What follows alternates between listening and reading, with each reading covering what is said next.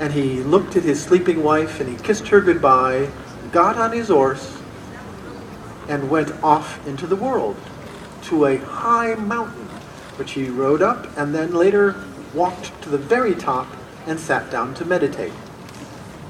Well, at that point the sun was very hot and he was beginning to sweat.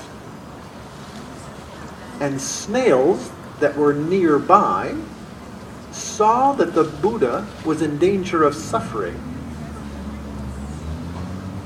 And they crawled up his body and covered his scalp so that the sun would not injure him in any way.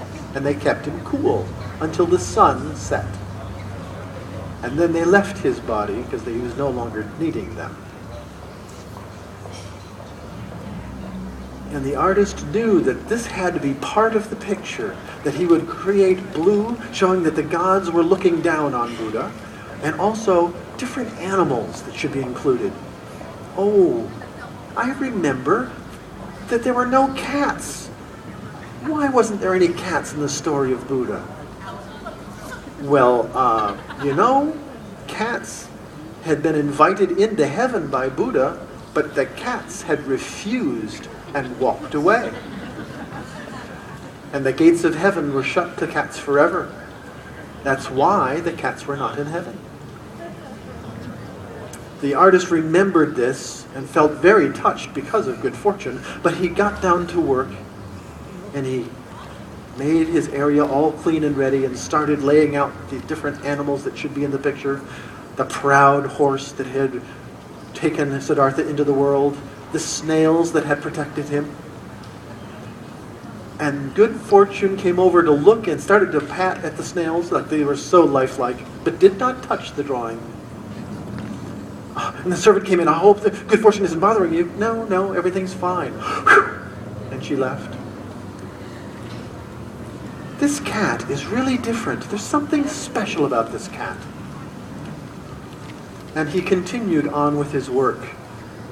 And he laid out the gods, the blue sky.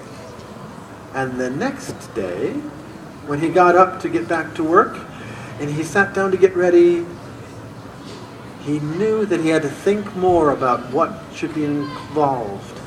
And he imagined the elephant that had been an incarnation of Buddha. And the king had rejected that elephant, and that he had accepted that he should die. And as he was marching off to his death in the hot desert sun, he came across a group of people, men that were starving.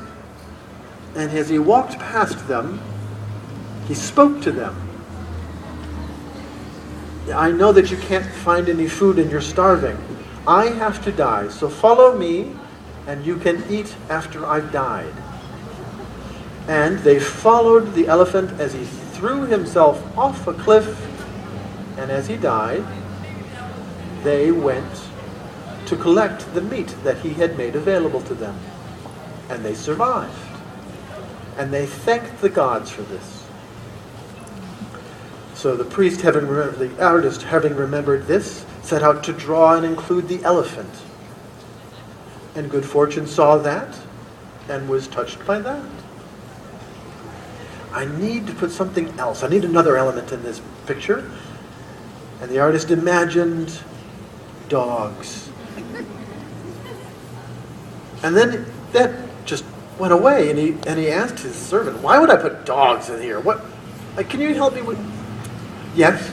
Well, I don't remember what the story about the dogs with Buddha was. Can you tell me? Oh, well... the dogs were always, causing trouble, running here and there, knocking things over. But there was a temple with a terrible goblin inside, and the townspeople were so afraid of that goblin. And so the soldiers had gone in, and they hadn't been able to kill the goblin, and they had never come out. And what happened was the dogs had heard that ruckus, and they went inside, closed the door, and they eliminated the goblin. And as they came out, they were happy as a lark. Oh, we've succeeded with this. And the townspeople were so happy that the dogs had been so good. Oh, and do you know what that goblin looked like? I don't want to tell.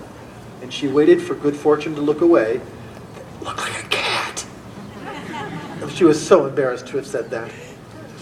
Oh, said the artist, And he felt bad as well. But he knew that he should add dogs to the picture.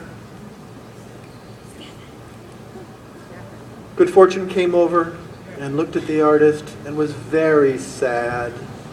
So the artist picked up Good Fortune and started to pet him and console him. And then the artist said to the servant, I want you to buy a fish so that Good Fortune can have a good meal. He was so touched. Now I have to, what can I do? Can I put a cat in this picture? I don't know if I should do that. Yes, I will. I'll put it in the picture. And he got his pen ready and his ink, and he started drawing the cat, and he finished. The servant came back. Well, did you get the fish? No? What's wrong? Well, I tried to feed the Good Fortune a fish, but he wouldn't eat it, and I tried warm milk, and he wouldn't eat that. And the artist pet Good Fortune, and he said, look, I've included a cat in the picture. And Good Fortune looked at the artist and looked at the rendering and looked at the artist, and he was petting, and Good Fortune had died. In that instant, he died. The artist handed the body to the servant and sat down and waited for the priest to arrive to collect the painting. Is it finished? Yes, it is. And you can look at it. And the priest was, oh, this is beautiful. I can see the reclining Buddha. It's so beautiful. And the gods and the sky, that's so right. Yes, and the horse is there, and the snails, and the elephant, oh, and the dogs. And what's over here? A cat? You put a cat in the picture? That's forbidden. You know that's forbidden. Cats can't go to heaven. And you put him in the picture? Your reputation will be ruined because of this. And I'll have to take this to the temple and we will destroy it. And then we'll have to find another artist to make another picture. And the priest left with his rendering. The artist was very quiet, and while he was thinking, there was a big ruckus outside. And the servant said, come quick, there's a big ruckus. There's a magical thing that happened at the temple. What? And the artist followed the crowd to the temple. Now what had happened was his painting was there. And they said, what had happened? Well, I took your painting and I destroyed it, put it in a flyer, and all of the ashes flew into the sky, but then it came together and it became that picture again. And he looked at his picture, and he looked at where the dog was, and he found the dog, but where's the cat? That space is empty.